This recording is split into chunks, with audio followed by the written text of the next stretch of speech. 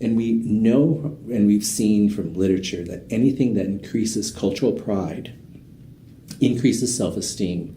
And when you have an increased self-esteem, you have better decision-making processes, be it no matter what. Negotiating safe sex or safe sex practices, hypertension, diabetes, substance abuse and use, and even housing. You know, the whole host of things. If you love, respect, and honor who you are, you're going to make better decision-making processes.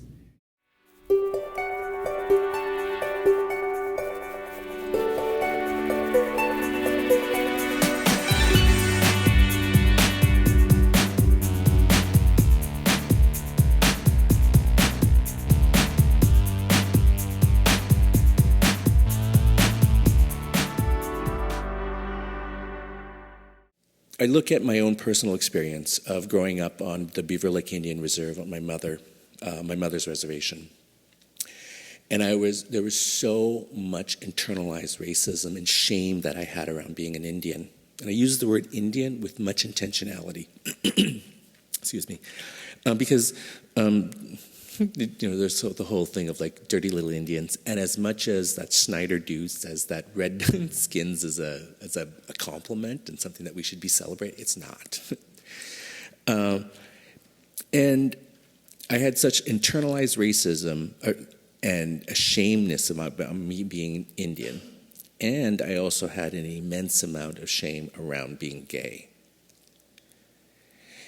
And then, so I was dealing with all of that crap.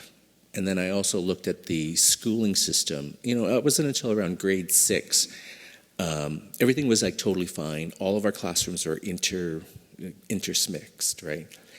When we went to grade 7, first of all, at the last 2 weeks of grade 6, people started calling me a fag and a sissy. When we went to grade 7, the way in which that the Lac-La-Biche school system structured it was there was 7A, class B, C, D, E, F.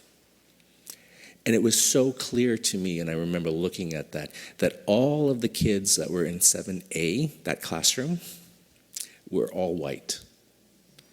Guess where all of the Métis and the Indians were? In E and F. And also, our teacher, Miss Kruger, who bless her heart, was the raging alcoholic on staff. Actually, within the first 3 months, she went to a bowling league, got pipered right up, fell off of a stairway, shattered her ankle, and then we just had a series of temporary teachers, subs. And so that was the level of education that we were receiving. And so it was like working through all of this, and it wasn't until I ended up dropping out of school. I didn't get an education. I started drinking when I was 17.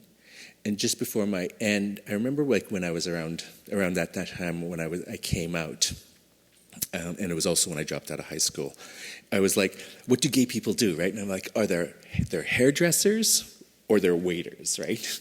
It's my own wacky world, right? And I was like, well, I don't want to be a hairdresser because it kind of smells, and I have to go back and get a certificate. So I decided to become a waiter. And it wasn't until I was just before my 21st birthday, in January 18th, is when I decided to sober up, because I had lost everything. And then I went into gay AA. And I began this healing process, and this activism, and this work of service, and trying to make myself a better person. And it was within that work and then I went on to the University of Alberta and became the first person in my family to go to university. And that was a really kind of hard time, because I was trying to understand this system that was not my system, and understand this entire culture that was not my culture.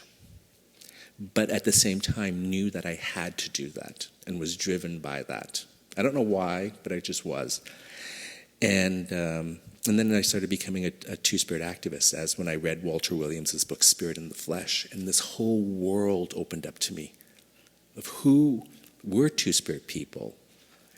And I was it started hooking me right back to my culture. The broader LGBT community is creating equality. They're using either a social justice framework, a human rights framework, or a whole host of frameworks, right? Like you look here in the United States, like African American won the right to marry whoever they want, Lowen versus Virginia. So the LGBT community says, I want that right, you know? And there's nothing wrong with that. I think that that's great. However, for us in the Two-Spirit community, this is a discussion of remembering and reclaiming and restoring. So the very way that we approach the issue is not like we're not asking for anything different. We're not asking for anything new. What we're asking is for our Native people just to remember who we were when we had respect, when we had honor within our communities. And that is it's subtle, but it's a huge shift in the way that we engage and work with the Native community. And so it really bothers me when I go to an LGBT space and they're like, the birth of the gay rights movement started on June 27th, 1969.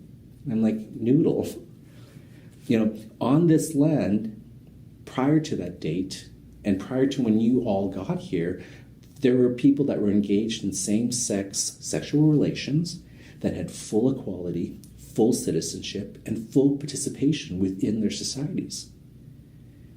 And yet, the non-Native people are quite happy to use their narrative in this like settler sort of lens that is completely erases our experience. And no one, you would think that folks that are fighting for equality would want to go back and to tease out and to see whether or not that there is any parts of this model or this existence or this history that they can draw upon and build upon. They don't. And they're quite happy to create their own equality within this like settler mentality. And so I think my hope one day is that our Two-Spirit people are welcome back to the sacred circle. There's a prophecy that is said that there will be health and wellness for our Native people will not be realized until our Two-Spirit people are restored back to the sacred circle, which absolutely stands to reason. You protect the least valued, the most vulnerable people within your community, and everyone benefits from those protections. And what my purpose is to restore all that was taken from us. And I also like for the residential boarding school spirit here in the United States, about 70% of our children were ripped from the reservation, put into these boarding schools, and literally had their Indianness beaten out of them. Canada is, when we should look to Canada for the Truth and Reconciliation Commission that has gone back. The Prime Minister has apologized for this. There has been a settlement, which is really funny because they use that settlement money not to go to the victims, but they use a portion of that money to pay for the Truth and Reconciliation, which I think is like, what? But for this residential boarding school experience, in which that we know for a fact that there was physical abuse, there was emotional abuse, sexual abuse, as well as a spiritual wounding of our people. My mother was ripped from the Beaver Lake Indian Reserve and put on the school, into one of these schools. And literally she had like a grade 3 comprehension of Cree. So didn't speak Cree. As a result, we did not speak Cree in my household.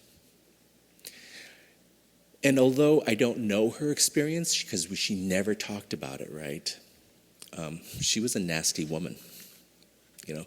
And for most of my life and my childhood, until I moved out when I was like 16, I loathed and hated and despised this woman. But it wasn't until I started making peace with those pictures, those 2 pictures, did I realize that she was only doing that which she knew. She was beaten, had no parenting skills within these schools, so what did she do? She had 3 beautiful children and beat the living crap out of us. And it's how the historical trauma bleeds into this intergenerational trauma that kicks off these cycles of abuse. And you're absolutely right, we cannot program our ways out of it. The intentionalities of these schools were to beat the language and culture out of us. And that's why my mission and purpose is to restore of that which was taken from us. As I made more peace with that picture of the residential boarding school, and I came to understand from there, I started reflecting upon my own childhood and my own relationship with my mother and her tortured relationship that we had with my father. And today, I wouldn't go so far as to say that there's love, but there is compassion, there's respect, and understanding.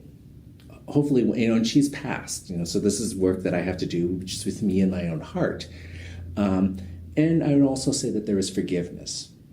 And so, that the personal is political and the political is personal, and as I do my community organizing, is the more peace I make with that picture, the more peace I make with my mother, and my own family and familiar experience. And so literally that picture is really where the work has to go. And we must. And we know that looking at those 94 recommendations that were just released in the Truth and Reconciliation, how many people have read those? And how many people are actually looking at them and engaging them? But literally, that is where the work must go.